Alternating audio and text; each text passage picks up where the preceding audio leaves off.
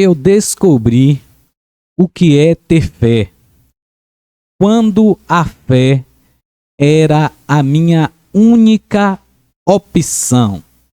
Essa frase você vai encontrar no livro Detalhes de um Milagre, do nosso convidado de hoje, Diego Alves, que está juntamente conosco hoje em mais um Pode Acreditar. Tudo bem, Diego? Como é que Tudo você bem, está? Vinícius? Muito obrigado pelo convite. Estou muito feliz, graças a Deus, estar aqui nesse momento. Eu poder compartilhar essa história, conversar, né, sobre aquilo que Deus tem feito através da minha vida. Isso, Diego. Diego,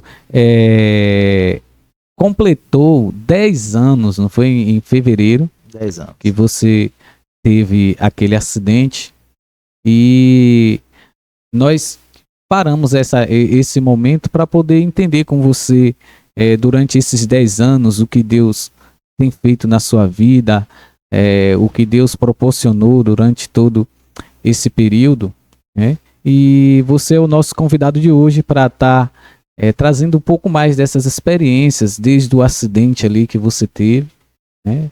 Aqueles momentos da recuperação que você vai também compartilhar conosco hoje, para que o pessoal que está de casa aí possa relembrar, né? Que eu creio que muitos também já conhecem, outros também podem não conhecer esse milagre que Deus fez na sua vida, e a oportunidade está aberta para você compartilhar conosco aquele momento e as experiências que você tem vivido durante todos esses anos aí desse acidente. Obrigado. Vamos começar, né? Isso.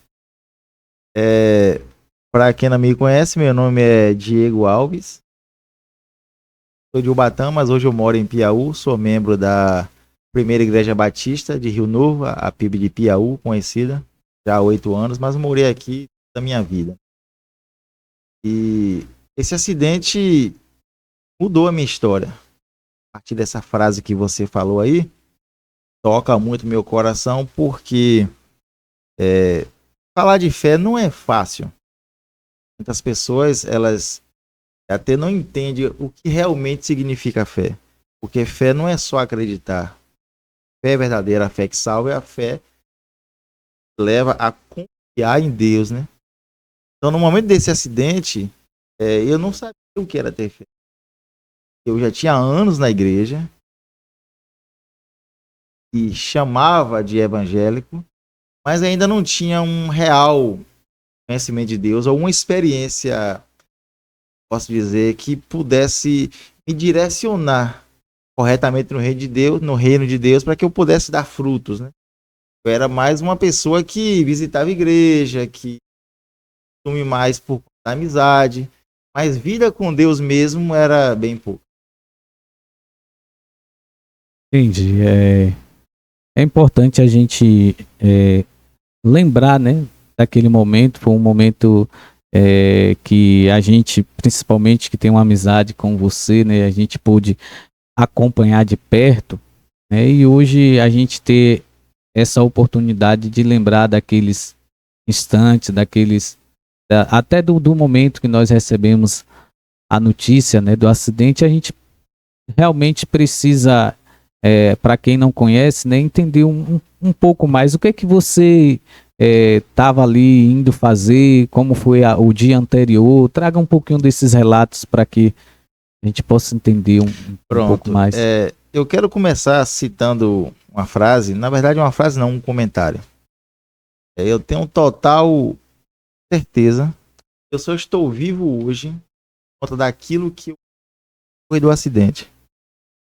O acidente foi assim, eu estava indo fazer uma prova de um concurso em Itabuna, do IFE Baiano, e já tinha algum tempo estudando para esse concurso, não só para esse, como alguns outros concursos, né? Cheguei a ficar mais de 12 ou 14 horas por dia estudando. Acordava, tomava café, já entrava no estudo e ia até a noite, durante semanas e meses nesse ritmo, né? Cansado, estava muito cansado, para poder se preparar para passar em algumas provas, porque a empresa que eu trabalhava estava para fechar as portas e eu não queria ficar desempregado. E aí eu queria, de alguma maneira, tentar antecipar. Mas aí que tá o segredo na questão da fé que eu falo, da confiança em Deus, porque eu pensava que eu poderia resolver sozinho, né? Então eu me inscrevi em vários concursos ao mesmo tempo, para poder, de alguma maneira, acertar em algum, né? E eu confiava na minha experiência já em concursos, no meu conhecimento de fazer provas e tal, e eu acreditava que ia ir. Eu só não confia, não esperava que pudesse vir essa surpresa, né? Eu vou começar na noite anterior, como você perguntou, porque eu decidi não dormir cedo, apesar de estar cansada, mas eu fui para a igreja. O jovem estava acontecendo lá na primeira igreja batista de Ubatã, e aí eu saí de lá tarde, né? Muitas pessoas que vão fazer prova no dia seguinte dormem cedo para se preparar, para poder. Eu não, eu fui para a igreja, né? Interessante que lá na igreja, eu lembro como se fosse ontem, no dia 20 de fevereiro de 2016, o tema do culto dos jovens foi. Na verdade, não foi o tema, foi uma pergunta que me chamou a atenção nesse dia. Foi que a pessoa que estava pregando, ela perguntou assim para os jovens que estavam ali assistindo: perguntou, você tem convicção da sua fé em Deus, do seu compromisso com Deus? E aquilo, apesar de parecer uma pergunta até corriqueira, eu fui para casa pensando naquilo, né? Cheguei em casa já depois de meia-noite, e aí acordei no outro dia 5 da manhã, porque a prova seria em Itabuna às 7. Eu fui dirigindo sozinho, né? Então não dormi muito essa noite, dormi pouco.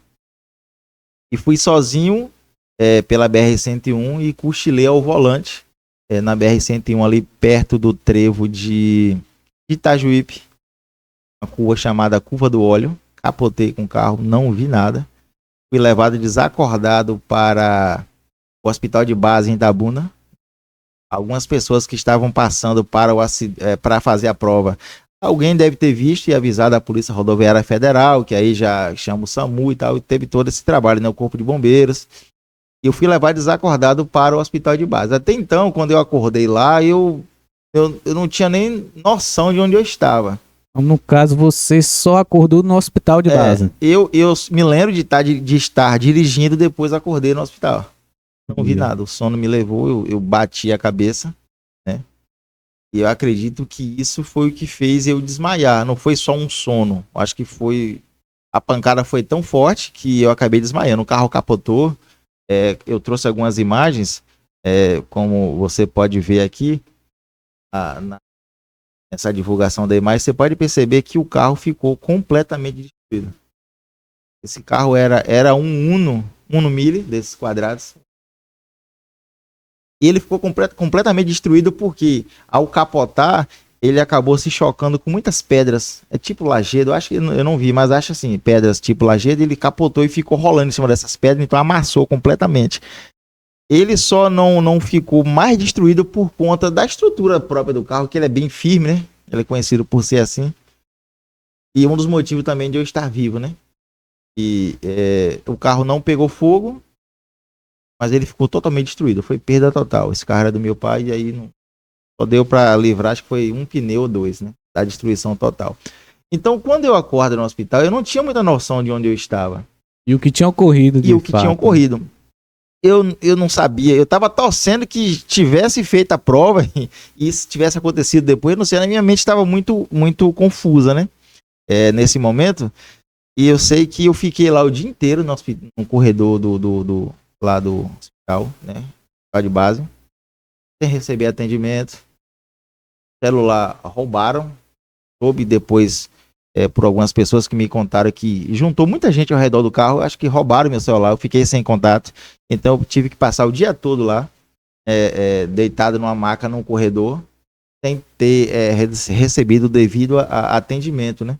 Sem comer, sem beber água, sem nada. Eu tava com o corpo completamente molhado de gasolina, não sei como foi isso, o carro não pegou fogo. Mas eu estava com partes do corpo ralada e queimadura de primeiro e segundo grau por conta da gasolina, né? Então quando eu acordei, o cenário foi esse. Tava bem confuso. Então, lá para as 4 da tarde, alguém no corredor me viu, não era médico nem enfermeiro, alguém que estava por ali acompanhando algum acidentado, que sempre vai pessoas assim, e aí se ofereceu para ligar lá para casa. E eu nessa geração que a gente não decora número, né? Que tá tudo na agenda do celular, mas eu lembrei do número fixo lá de casa. Foi aí que a pessoa ligou, né? Avisou a meus pais.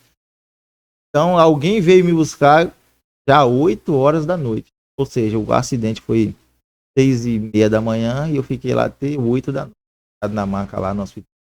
Quando você fala alguém veio lhe buscar, você ainda se locomoveu lá do hospital, Isso. retornando para sua cidade. Isso, porque me deram alta. Me deram alta, né? E o que disseram lá para meu irmão e minha mãe, eu falo alguém, foi meu irmão e minha mãe que foram me buscar. O que disseram lá é que eu tava tudo bem, foram só algumas escoriações que eu poderia chegar em casa, tomar uma dipirona, dormir, no outro dia eu estaria novo na visão do médico. Só que minha mãe, ela tava desconfiada por conta da aparência que eu tava sentindo muita dor. Aí ela resolveu não me levar para casa, mas me levar para Ipiaú, lá na Clínica São Roque, né? Entendi. Foi onde eu cheguei e apaguei novamente, não vi mais nada, só acordei no outro dia seguinte.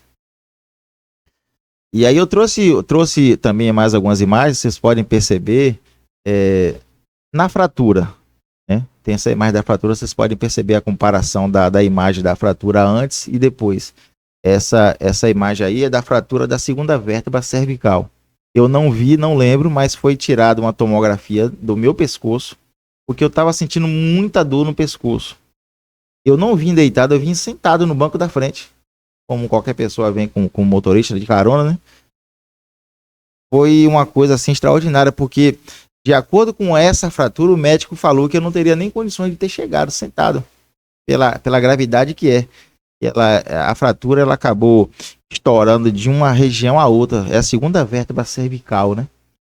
E aí eu queria aproveitar rapidamente para comentar sobre essa questão das vértebras, porque ainda gera uma dúvida muito grande em relação a esse tipo de fratura, porque as pessoas falam que tem aquele ditado que um pescoço quebrado não encana, né?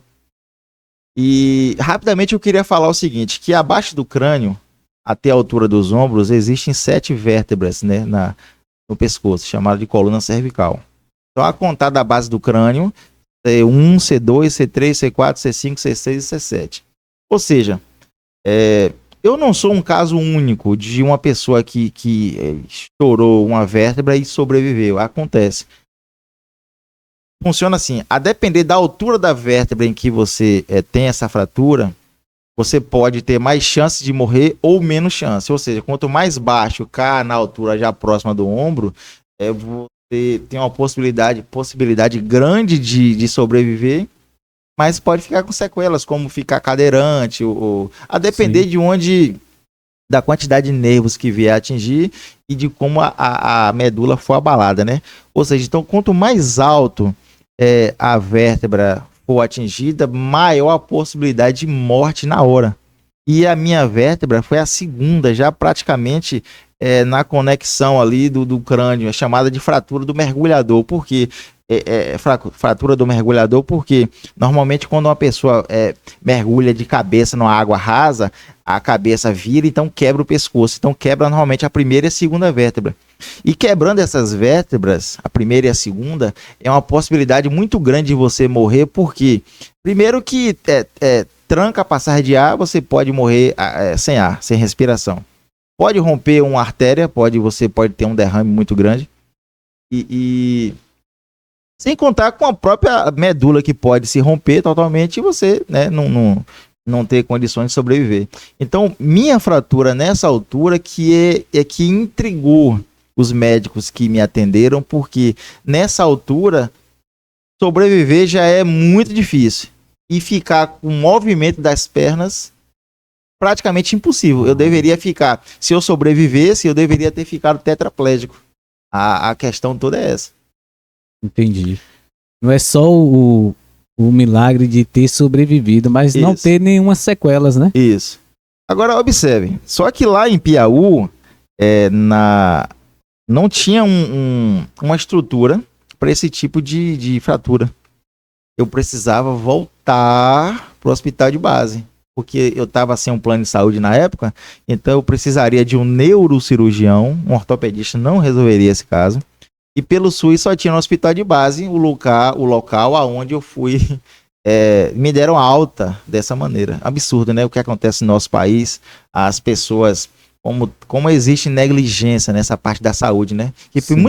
do mesmo jeito que eu saí e sobrevivi, eu poderia ter morrido. Como muitas pessoas recebem alta assim, as pessoas não veem direito os casos e acabam morrendo em casa no trajeto para casa. No seu caso, fica muito claro, assim, Fica. específico o tratamento de um hospital público e um Isso. privado que sua mãe lhe Isso. levou, né? Isso, Lá com eles certeza. puderam Com te certeza. examinar e ver Examinar com realmente calma. que não era algo simples. E até porque também, Vinícius, eu entendo também por conta da grande quantidade de pessoas que chegam para ser atendidas e pouca gente para atender, enfermeiro e médico, principalmente enfermeiro. Então, assim, o pessoal olha assim por cima, aparentemente está tudo bem, Sim. vamos ver um caso mais grave, uma fratura exposta, e eu não, Sim. entendeu? Então, eu até tento entender, né? Então eu voltei para lá, depois de alguma dificuldade, foi feita a regulação, voltei para lá. E quando encontrei o neurocirurgião, ele falou para mim que por conta das minhas pernas ainda estarem com movimento, havia uma possibilidade de eu voltar a andar. Vivo eu já estava, só ter o cuidado necessário. Aí ele me explicou que gesso não resolveria. Precisaria fazer uma coisa mais específica, que era imobilizar o pescoço, né? Eu trouxe a imagem essa imagem aí do colete, vocês podem ver. Esse colete é chamado de colete cervical Halovest. Ele é usado para imobilizar o pescoço, assim como ele funciona como um gesso, é para deixar fixo ali para a vértebra voltar a calcificar, que seria o quê? O normal de uma pessoa saudável, 90 dias mais ou menos a vértebra quebrada, ou a vértebra não, o osso quebrado, ele calcifica, né? Então foi usado uma coroa de titânio, né? E fixado 4 parafusos no meu crânio e 4 no peito do colete, não no meu peito, na estrutura do colete. Fixou, deixou assim 97 dias parado para que o osso pudesse calcificar. Ele me mandou para casa. Aí esse colete era muito quente nessa região que a gente mora. A gente sabe o calor que faz. O colete revestido com lã de carneiro, né? Eu não podia tomar banho, não podia molhar porque ele era fixo. Não podia tirar de jeito nenhum. E a única coisa que o médico falou para mim poder ter fibra, ter como é que ele falou? Perseverança. Porque é difícil, você não dorme direito, você não come, você não toma banho. E a dor, né, de você ter 4 parafusos fixos no seu crânio, porque as pessoas perguntam por que no crânio? Porque precisava de uma estrutura dura, fixa, para o parafuso poder ficar. Porque se bota na carne, fica balançando, então não fica movendo, né? Então precisava ultrapassar a estrutura da carne, dos músculos, e chegar num crânio e fixar. Para poder manter parado, para que Deus fizesse esse milagre que imagine que coisa fantástica, né? Você quebra um osso, e aí você bota o osso junto um do outro, e ele se desenvolve e volta a colar novamente, né? Então foi isso que Deus fez na minha vida. Durante esses 97 dias, foi restaurada essa fratura. Como vocês viram na imagem que eu trouxe aí, vocês podem ver a comparação dessa fratura, de um lado a vértebra fraturada e do outro lado já praticamente 95% consolidado. Isso aí foi uma imagem de ressonância magnética da época, né? E aí, voltando para uma coisa que eu queria falar sobre esse assunto, voltando para a parte em que eu fui para a igreja na véspera do meu acidente, isso me causou, Vinícius, uma dúvida muito grande no meu coração, porque eu pensei, poderia ter dormido mais cedo, eu poderia estar descansado, eu sofri esse acidente porque eu cochilei ao volante porque estava com muito sono. Então eu deixei de dormir para estar na igreja cultuando a Deus. Isso, para uma pessoa que não conhece a Deus, que não busca entender os propósitos de Deus, isso causa uma dúvida muito grande no coração, porque é inevitável você ficar questionando a Deus. Mas Deus, tu poderia ter me livrado. Poderia, ele tem poder para muito mais, né?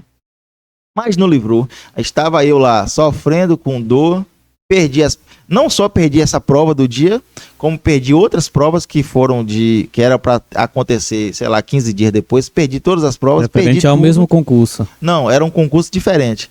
Um era do IF Baiano, o outro acho que era do INSS, e o outro era outro concurso, eu não me lembro bem. Perdi todas as provas. Então, assim, tudo aquilo que eu tinha colocado de expectativa naquilo que eu ia resolver para minha vida, eu perdi tudo.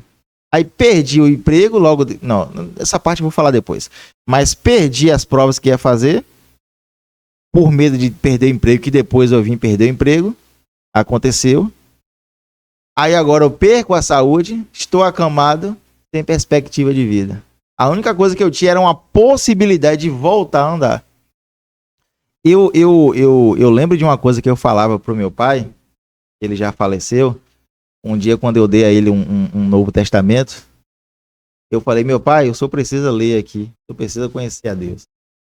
Porque o senhor hoje tem saúde, hoje está bem, não tem nenhuma dificuldade na vida em relação à questão de vida e morte, né? Risco de morrer. Só que o senhor precisa conhecer a Deus, porque quando vier o dia mau, quando vier acontecer uma notícia ruim, um diagnóstico ruim, por exemplo, um câncer, por exemplo, uma doença que pode trazer dificuldade, outras coisas mais. Quando vier esse dia mau, que você não tiver a boa notícia e você não conhecer a Deus, você não vai suportar. Porque não tem como suportar uma dificuldade na vida sem a presença de Deus ou acreditar que Deus existe. Porque a gente fala muito em Deus, eu creio em Deus, mas no coração muitas pessoas têm um sentimento de um órfão. Sem pai. Sei quem é meu pai. Então, nesse momento dessa minha dúvida aí, isso me causou um aprendizado muito grande. Porque eu entendi que não é como eu queria, porque eu tentei fazer as provas, não consegui fazer nenhuma. Eu tinha medo de perder o emprego, eu perdi, né? Aí eu queria antecipar para quando perdesse já ter outro, não tinha. Aí agora eu perco a saúde, não podia mais trabalhar e fiquei totalmente na dependência de Deus. E foi uma fase de aprendizado muito grande por isso, porque quando a gente tem um conhecido no hospital ou em casa e fala assim: e aí, como é que tá fulano? Rapaz, fulano não tá bem não, o médico desenganou, agora tá nas mãos de Deus. Quando a pessoa fala assim, tá nas mãos de Deus, parece algo até ruim, né? Agora tá nas mãos de Deus. Como se isso fosse algo ruim. A gente considera o médico... Como se a pessoa estivesse nas últimas ali. A gente imagina logo isso. Exatamente. Aí a pessoa considera o médico, o diagnóstico do médico, e vai na confiança. Não, o médico falou que dá. O médico falou que dá. Vamos fazer o tratamento. Mas quando o médico fala que já é estado paliativo, diz que não tem mais jeito, leva para casa, aí a pessoa fala com um pesar, assim, tá na mão de Deus. Ali só Deus. Mas com tristeza. Que deveria ser com alegria, né? Mas a pessoa fala com aquela tristeza. É ali só Deus. O dono da vida. Isso, entendeu? Então, essa falta de conhecimento de Deus na vida de muitas pessoas faz levar a pessoa a pensar que essa última instância que é Deus como uma coisa ruim ou como uma coisa triste. Só pegando um gancho da sua visão, Diego, é bom a gente frisar isso aqui. O dia mau vai chegar para todos. Todos, Correto? Correto. É nesse dia mau que você que está de casa aí nos acompanhando, que a presença de Deus na sua vida vai fazer total diferença. Foi esse gancho que eu acabei de pegar com total diferença com a sua história. Agora, também está escrito que aquele que se aproxima de Deus precisa crer que ele existe, né? Porque, como eu falei, muitas vezes as pessoas falam de Deus, mas de um Deus tão distante. Falam de uma maneira como se... eu creio em Deus, mas não é algo real que você pode contar como eu estou vendo você aqui, frente a frente. Não, fala de Deus, mas... Deus... Aí depois pensa, será que Deus realmente se importa comigo? Será que ele vai realmente responder? Será que quando eu oro, Deus me ouve, né? Então, acontece muito na vida das pessoas. E isso é um impedimento muito grande, até para Deus realizar grandes feitos, porque se você não conhece a Deus, você não vai confiar em Deus. É aí que está a questão da fé, fiar a sua vida em Deus. Então, nesse momento, para mim foi muito difícil, porque você não está vendo nada de bom, eu só vi coisas ruins acontecendo. Notícias ruins. Só notícia ruim. O médico disse, ele me mandou para casa, mas ele falou que não espera, talvez eu pudesse ter uma qualidade de vida fazendo fisioterapia. Aí ele falou que eu poderia me encostar lá no INSS e tal, né? Talvez. Mas ele não me deu esperança nenhuma de que eu pudesse voltar ao normal. Então imagina um neurocirurgião, um camarada especialista em cirurgia de coluna, que estudou, fez, né, tantos cursos até fora do Brasil, um cara altamente conhecido, anos de trabalho, ele dizer isso para mim. Então é difícil você não ter base científica. Então se você não confia em Deus, você não crê que ele existe, ouve falar, mas não tem compromisso com Deus. Quando você depende só da palavra do médico, é difícil quando ele fala, não tem jeito não. Aí você se frustra. Eu conheço pessoas que acabam morrendo antes de realmente aquela doença vier a matá-lo. Porque ele desiste, aí para de comer, aí enfraquece. Tem gente que antes de realmente acontecer o pior, ele já se entregou. E é o que eu falei pro meu pai. Eu falei, meu pai, você não tem estrutura nenhuma de suportar uma situação difícil na sua vida, porque você não conhece a Deus. É por isso, Vinícius, que muitas vezes você vai visitar uma pessoa acamada, uma pessoa doente da igreja, você chega lá e fala, rapaz, eu fui visitar fulano e fui visitado. Você vê a pessoa alegre, cantando, mas a pessoa está desenganada pelos médicos. Mas a pessoa está ali, não volta mais a andar, a pessoa está ali, não consegue nem comer, usando sonda e tal, mas ela tá cantando, aí vai lá o grupo, faz um culto, né? Aí canta um hino, e a pessoa alegre. De onde vem essa alegria, se não for de Deus? A paz que excede todo entendimento. Então, depois desses anos todos que aconteceu na minha vida, uma coisa que ficou para mim foi, nós precisamos conhecer a Deus. Através de quê? Da palavra de Deus. Lendo e conhecendo a Deus e buscando conhecer. Porque sem o conhecimento de Deus, nenhum ser humano consegue suportar um dia. Porque talvez a tristeza que atinge a vida de muitas pessoas seja essa falta do conhecimento de Deus. Porque não tem coisa pior do que você se sentir. Sim. Você sentir que não é amado, você se sentir desvalorizado. Não tem coisa pior na vida de um ser humano do que você olhar para o céu e não reconhecer que ali tem um Deus que pode cuidar de você. Referente a esse relacionamento com Deus, geralmente eu costumo dizer para os jovens e adolescentes, né, como professor de EBD, eu falo para eles que eles têm que ter a Deus como se fosse um amigo. Isso. Um amigo que eles têm no dia a dia, um amigo que eles têm de escola, um amigo que eles têm de faculdade. E geralmente com os amigos a gente se abre, né? A gente fala das perspectivas de namoro, né? Do que os sonhos, os objetivos. Então, quando a gente tem essa convicção de Deus como amigo, né? Que é a pessoa do Espírito Santo que ele deixou como consolador aqui para nos orientar, nos direcionar, fica tudo mais fácil da gente compreender essa amizade, esse relacionamento e tá sempre em conexão. Fica. No meio da rua você vai andando, você vai conversando, né?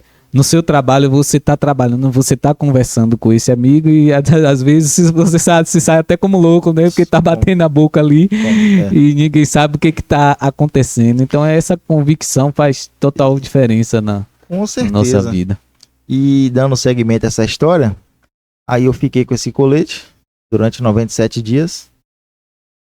E aí aconteceu aquilo que era esperado, que era calcificar a vértebra, né? O pescoço ele estava já totalmente restaurado, forma-se um calo ósseo naquele lugar, não quebra mais ali. Entendi. E aí eu estava apto a voltar a ter uma vida normal. Aí eu voltei para o médico. Ele ficou surpreendido pelos resultados, porque também eu fui uma pessoa muito disciplinada. Foram 3 meses da sala para o quarto, do quarto para o banheiro, e não saía de casa de jeito nenhum, a não ser para ir fazer uma tomografia e voltava mais coisas, não saía de jeito nenhum. E ele ficou surpreendido pelos resultados, porque eu já pude tirar o colete, né? Já consegui mexer o pescoço, depois de 97 dias, e agora ele me encaminhou para fazer pilates, fisioterapia no caso, para poder ganhar força muscular, que eu fiquei muito tempo parado, não andava, não caminhava, não corria, não fazia nada, né? E depois de mais 6 meses no pilates, aí eu voltei a ter vida normal, totalmente restaurado.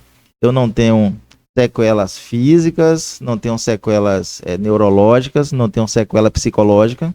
Eu Voltou a dirigir, inclusive voltei a chegou dirigir, de carro aqui, vim né? dirigindo agora. Eu não jogo mais bola, mas se quisesse eu posso cabecear a bola na área Faz normal. gol de cabeça. Posso fazer abdominal, posso pegar peso, trabalho normal, não estou encostado no INSS, trabalho normal, pego peso normal, né? Algumas restrições em relação ao pescoço, porque gato escaldado, né, não vou ficar vacilando. Por exemplo, hoje eu não mergulho mais em piscina de agulha, tem situações que eu não entro mais.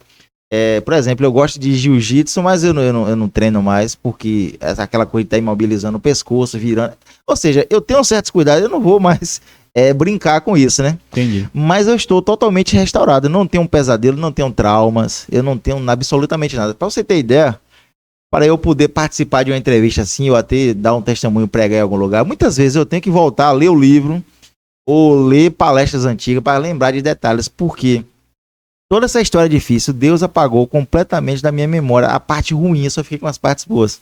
Entendi. E aí, depois de sair, aí agora vem a segunda parte. Aí eu vim entender o porquê Deus tinha feito aquilo. Porque do jeito que eu sofri o acidente, quase um ano depois da recuperação, eu voltei a ficar totalmente normal, como eu estou dizendo. Só que agora com uma história para contar. E aí eu percebi que Deus não me livrou naquele acidente porque ele não quis, é claro, que se ele quisesse ele tinha livrado, mas se ele tivesse livrado eu não teria testemunho tão importante, eu não teria escrito esse livro, né, Detalhes de um Milagre, e eu não teria abertura para entrar em lugares como eu tenho entrado hoje em dia, nos últimos meses e anos, por conta dessa história, porque no meu coração, mesmo antes de realmente estar restaurado, no meu coração eu só tinha um desejo, agradecer a Deus. E agradecer publicamente. E aí, conversando com alguns amigos pastores ou líderes de jovens de algumas igrejas, eu comecei aí, como eu era muito conhecido, as pessoas estavam orando por mim, aí eu voltei como forma de agradecer, ia nas igrejas, contava a história. Isso foi tomando uma proporção maior, né? Porque um conhecia, falava para outro conhecia, falava para outro. Então eu comecei aqui. Os convites passaram a aparecer. Isso, eu comecei aqui em Ubatã, aí depois foi avançando, aí Barra do Rocha, Ipiaú, aí tal, Ibirataia, Itacaré. Aí foi aquilo, né? Foi tomando forma, foi crescendo. Eu já saí do estado, já fui no Rio de Janeiro pregar sobre isso, já saí do país, né? Fui pregar sobre essa história lá em Portugal, passei por algumas igrejas. Porque, assim, uma coisa que eu quero frisar é que eu não sou um grande pregador, mas a história em que eu carrego, ela é muito interessante, se eu puder assim dizer. Então, muitas vezes, alguns convites que eu recebo, a pessoa, no mínimo, ela tem curiosidade para saber. Com curiosidade ou não, eu vou lá e apresento a história. E eu sei que muitas vidas nesses últimos 10 anos foram alcançadas através dessa história, porque eu me sinto muito feliz de poder ter feito esse trabalho. E eu faço isso não só em igrejas. Por exemplo, eu recebo convites de todas as maneiras. Por exemplo, uma pessoa conhecida chegar para mim e falar assim: Diego, minha mãe está com câncer. Tem como tu visitar ela? Lá, conta a tua história, quem sabe ela não se fortalece. Ou uma pessoa que sofreu um acidente, ou uma pessoa que está depressiva, lá, já fui visitar pessoas assim, vai lá em casa, meu irmão, meu vizinho, aí eu vou lá e converso, conto história, e a gente muitas vezes até se diverte, né?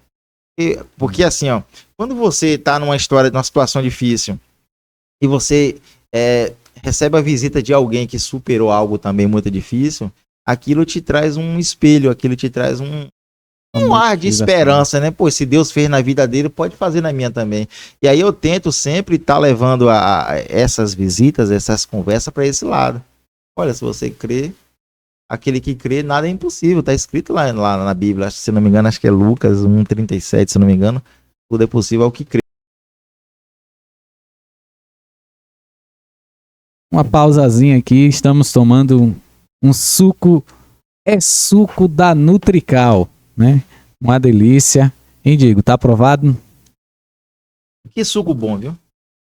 Eu que não gosto de refrigerante, tenho dificuldade às vezes de sair para encontrar alguma coisa para tomar, mas agora tendo suco já pronto, não tem muito açúcar, mas gostei. Eu não tinha experimentado esse de manga ainda não, mas tá aprovado.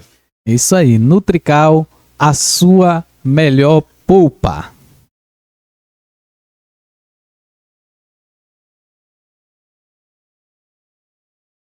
Estamos recebendo hoje aqui, não pode acreditar, Diego Alves, né? Autor do livro Detalhes de um Milagre. E Diego, surgiu a curiosidade, né? Principalmente aí o pessoal de casa, onde é que eles podem, né? E a gente também pode encontrar o seu livro, onde é que está disponível, quais as plataformas, qual meio que a gente pode adquirir o seu livro. O nome do livro é Detalhes de um Milagre. Correto. Correto? Correto. Infelizmente eu não tenho livros físicos comigo e aqui na região não tem nenhuma livraria ou editora que esteja vendendo. Tinha ali em Piauí, ali na Well Gospel, ali no shopping, tinha na Carlos Moda de Piauí, porém vendeu tudo e eu acabei não adquirindo novos exemplares. Então, no momento, a única maneira de conseguir o livro é através do livro digital, o e-book. Pode chegar aí no celular e procurar na Play Store, Detalhe de um Milagre. Sim. Ou no site da Amazon.com, que entrega em todo o Brasil, né? Aí você consegue comprar e aí acerta o frete lá. Eu não me lembro bem quanto é que tá os valores. Mas no momento a única maneira de encontrar é isso. Se for livro físico, só através da Amazon para entregar, né, via correio, ou o PDF, o e-book na Play Store ou na própria Amazon também vende. Tá. E outros lugares que se você pesquisar Detalhes de um Milagre, e-book, talvez tenha encontrado também. Sim, referente ao seu trabalho atualmente, a forma que você tem feito para poder alcançar pessoas, né, através dessa sua experiência com Deus, né, como é que tem sido, agendada, a pessoa entra em contato com você, você tem aceito os convites para levar esse testemunho ainda nas igrejas, escolas, como é que funciona? Normalmente, as pessoas, quando não tem meu contato no WhatsApp, vai lá no Instagram, no bate-papo, né, do Instagram, manda uma mensagem, ou por conhecimento de amigos e tal, consegue o WhatsApp. É muito tranquilo. Normalmente, quando eu tô de folga, aí eu vou, né? Eu vou em alguns lugares.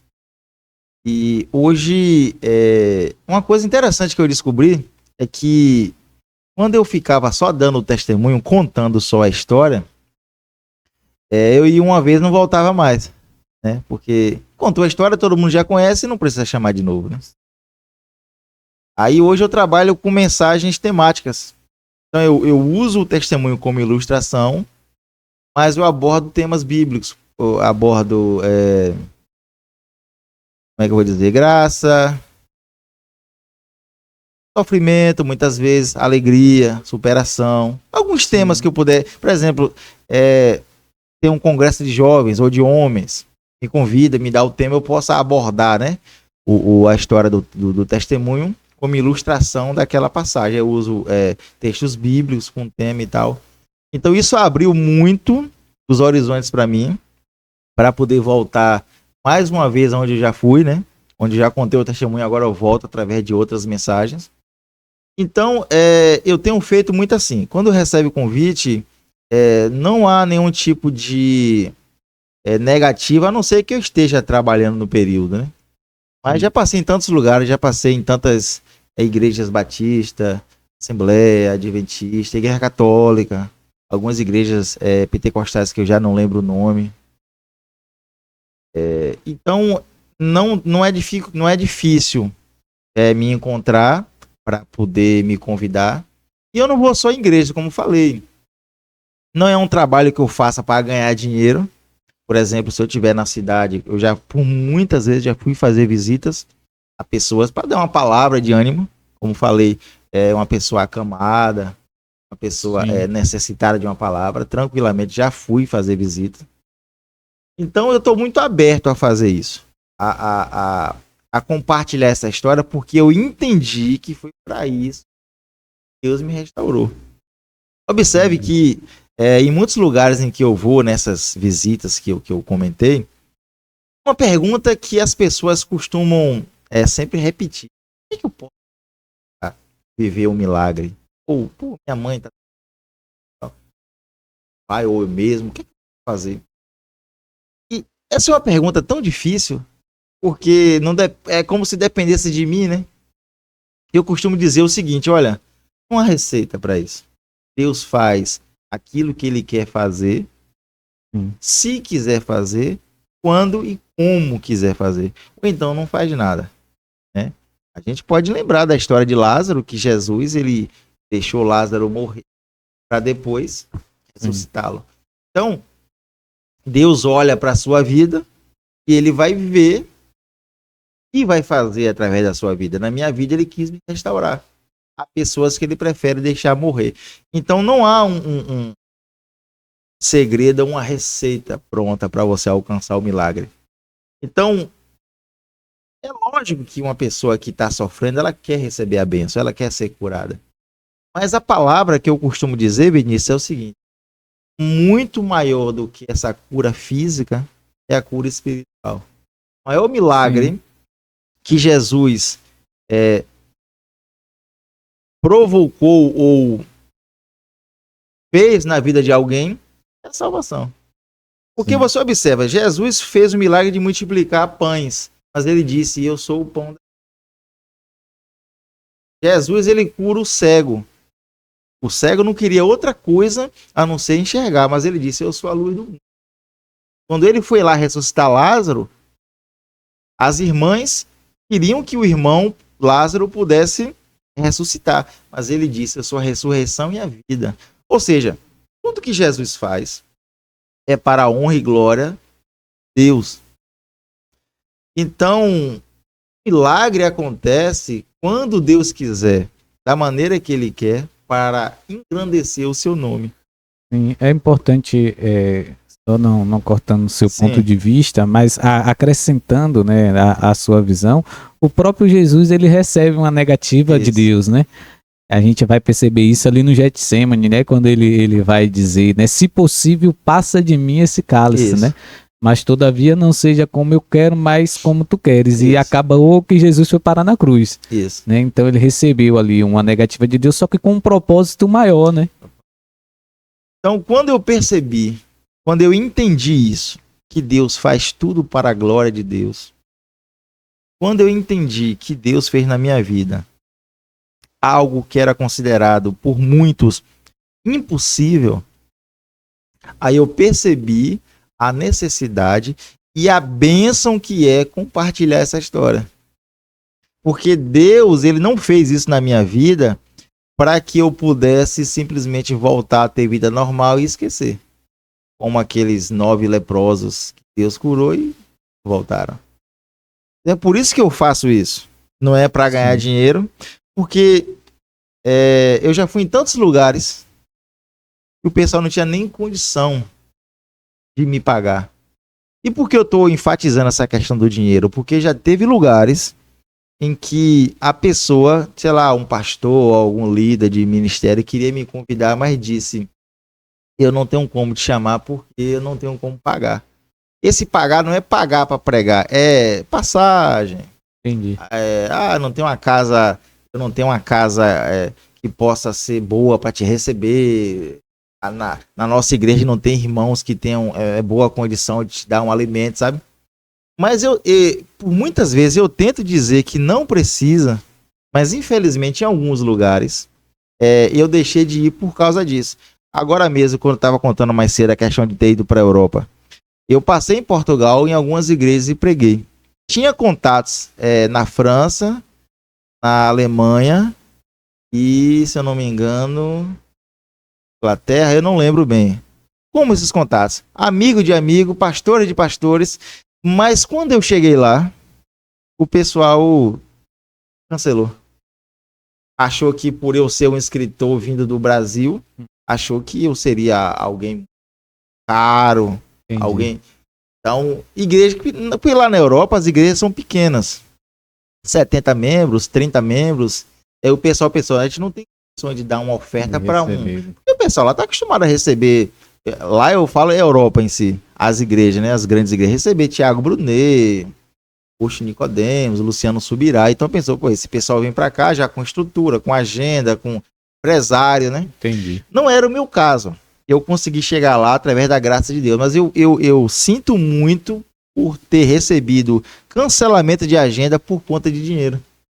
Sim. E eu sou uma prova disso, né? A gente tá aqui trazendo o Diego hoje, não pode acreditar, o pagamento tá sendo a base de oração. E o suco aqui que eu e recebi o suco aqui, e uma água, né?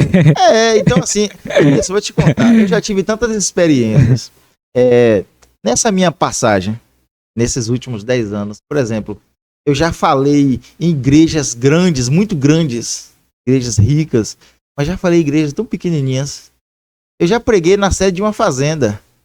A congregação era na roça, aí tava reformando a congregação, aí levou para a sede. 8 pessoas na sala, montaram lá um data show, eu preguei. Já preguei em igreja que tinha 2 pessoas pequenininha. Já preguei para uma pessoa só ouvindo. Eu já tive em locais onde eu recebi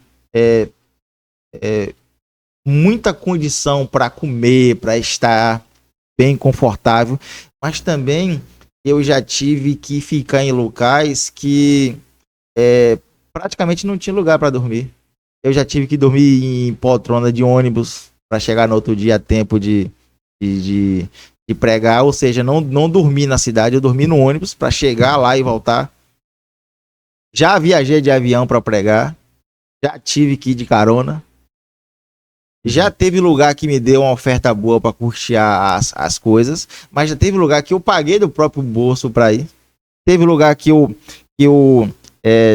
custeei em relação aos livros. Antigamente se fazia muito isso, né? Quando o cantor chegava na cidade, vou te deixar aí, sei lá, 40 CDs, aí você vende aí, não sei se você alcançou essa época. Então, eu já fiz permuta em relação a livro, deixa aí para vender e tal, se você conseguir vender e tal. Quando foi na Sinaia, a gente pegou os livros, não foi? E ele abençoou, foi isso mesmo. Exatamente, então assim, já teve lugares que eu mandei o livro na frente, e aí o pessoal veio, eu vendi aqui 15 livros, 10 livros e tal, e aí depois não me deram nada de oferta em relação a pregar, nem passagem, de nada. Normalmente eu peço um lugar para comer, eu gosto de comer, sabe? Pessoal, tem lugares que o pessoal me recebe um bolo de chocolate, uma coisa assim. Então, assim, eu gosto muito. Porque assim, Vinícius, nem tudo é dinheiro. E as pessoas, infelizmente, nesse meio que vivemos, tem muitas pessoas que pregam enricar.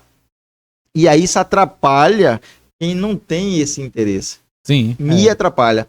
Então, a continuar a falar, por exemplo, teve uma igreja que eu fui, o culto seria 7 da noite. 6 da tarde eu tava batendo balde com um pastor para poder tomar banho, que acabou a água da casa pastoral, não sei como, a gente tava batendo balde. Já teve lugar que eu fui pregar com fome. O pessoal não me deu comida antes do culto. Já teve lugar que eu comi muito. Já teve lugar que eu fui recebido por muita gente. Mas já tive lugares em que encontrei uma igreja fria que as pessoas praticamente nem me cumprimentaram, entendeu?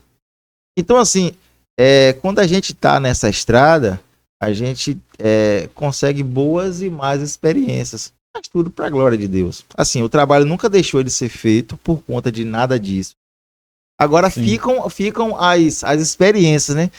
Porque eu acredito que é nesse caminho que eu faço, eu aprendo aquela passagem lá de Paulo, né? Acho que é lá em Filipenses que ele fala tudo posso naquele que me fortalece, né?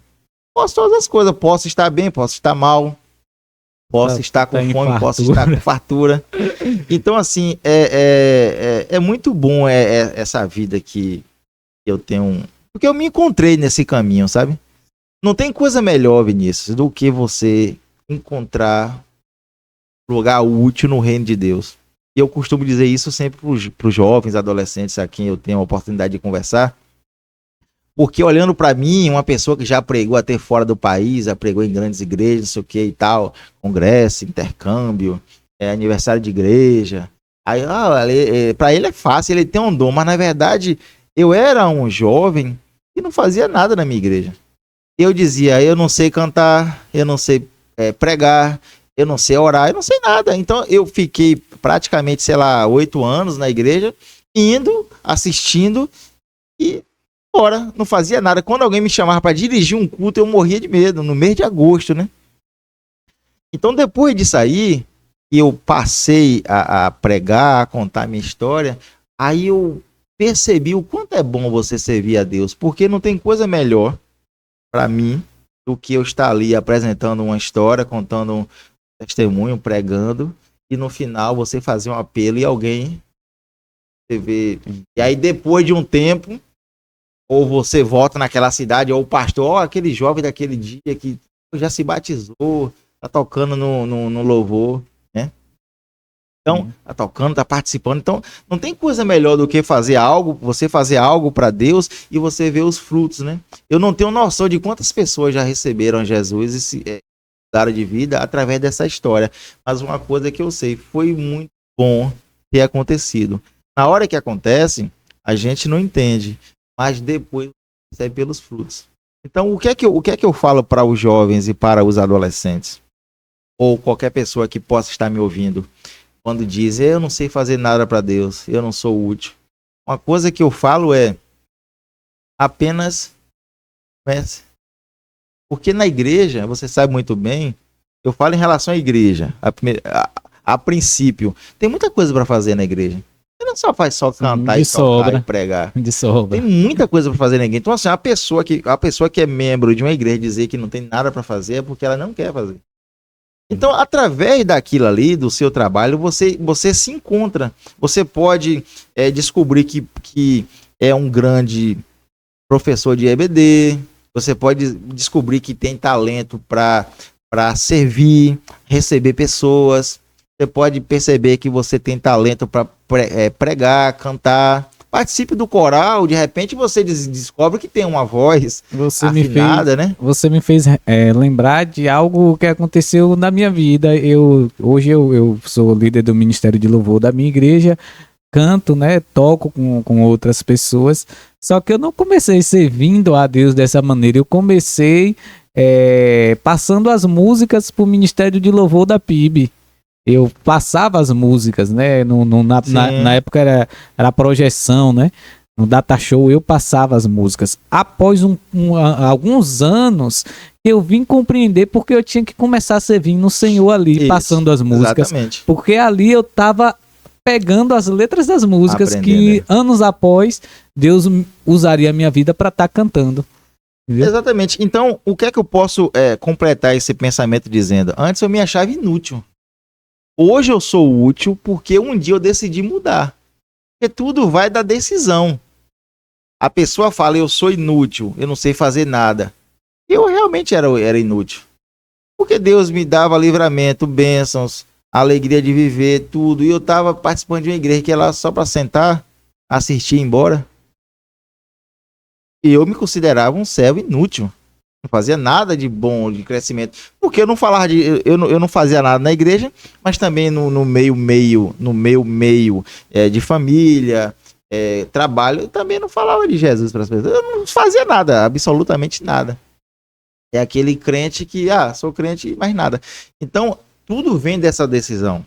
Eu era inútil, agora eu sou útil porque um dia eu decidi mudar. E é isso que eu falo para as pessoas. Você também pode ser útil. Diego, mas falar de Jesus para as pessoas é muito difícil.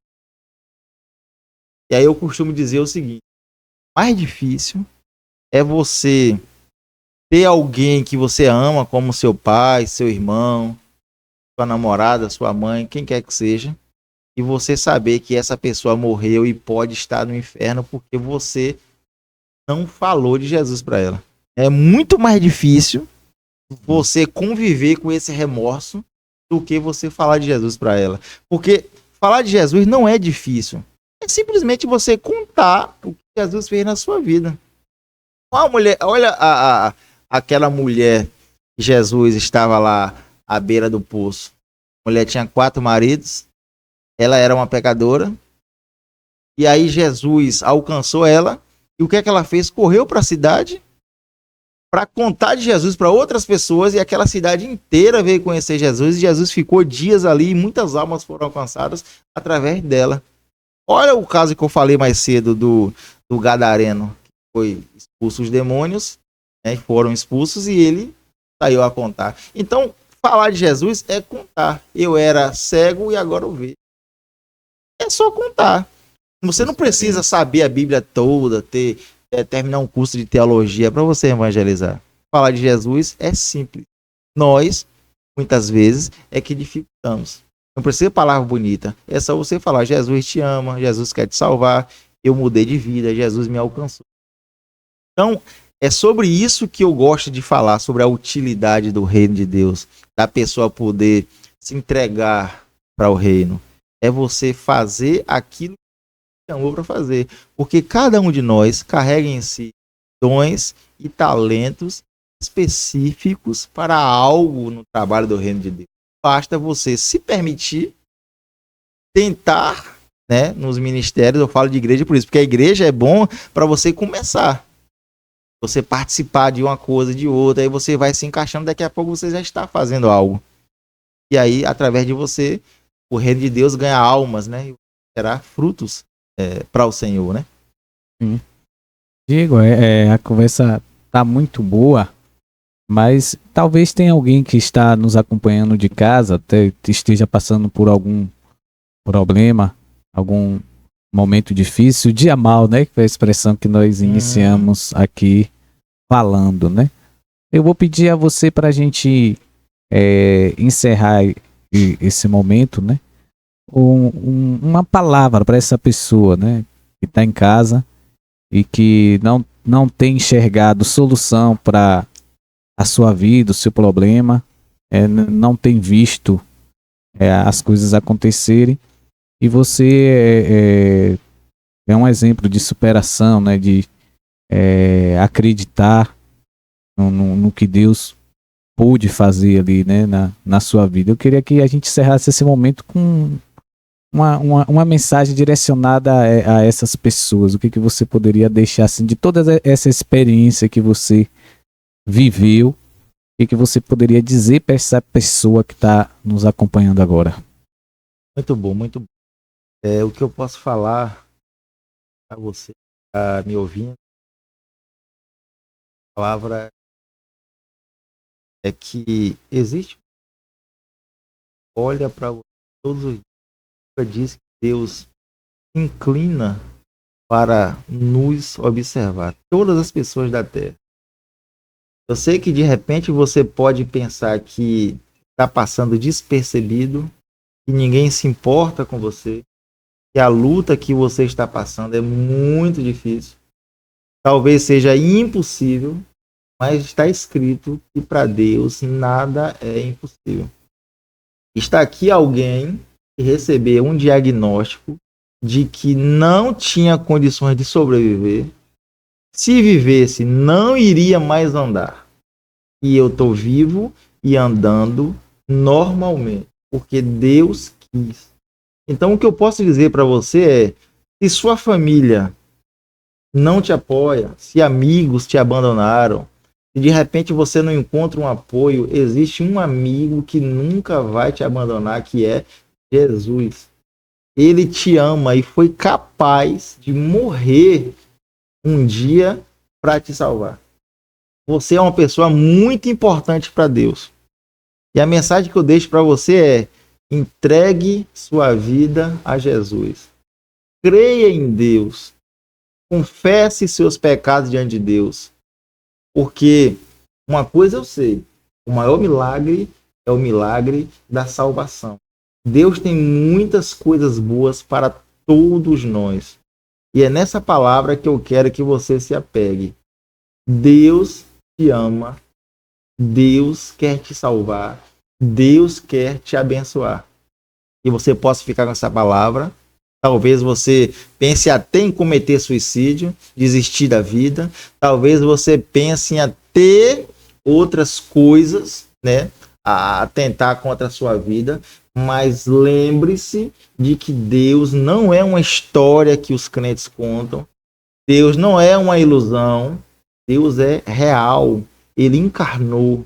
Os homens puderam tocar nele, que é Jesus. Ele morreu, ressuscitou e vai voltar para salvar todos aqueles que nele esperam. E que essa palavra possa ficar no seu coração, que você possa ter consolo da paz que excede todo entendimento que só Jesus pode dar. Amém, amém. Assim nós encerramos mais um Pode Acreditar, desde já gratos, né? Eu que agradeço também. A Diego aí, aos visitantes que estão junto com ele aqui, Edivaldo, né? E a sua esposa Marta também está aqui conosco, né? Que Deus continue abençoando grandemente a tua vida e que você continue sendo esse canal de bênção na vida de Deus muitas abençoe pessoas. Você, o trabalho aqui, César, esse Pode Acreditar possa ser algo útil, né, para o reino de Deus, e mais pessoas possam vir aqui para trazer mensagens edificantes, que esse canal possa crescer e que possa alcançar locais onde de repente vocês nem imaginam. E quando Deus quer, Ele faz. Só tenho a agradecer pela oportunidade. Deus abençoe. E a você de casa, continue nos acompanhando. Ative o sininho. Se você ainda não é inscrito no nosso canal, se inscreva no nosso canal no YouTube. Siga a gente no Instagram para você acompanhar os cortes do Pode Acreditar. E que Deus abençoe grandemente a sua vida.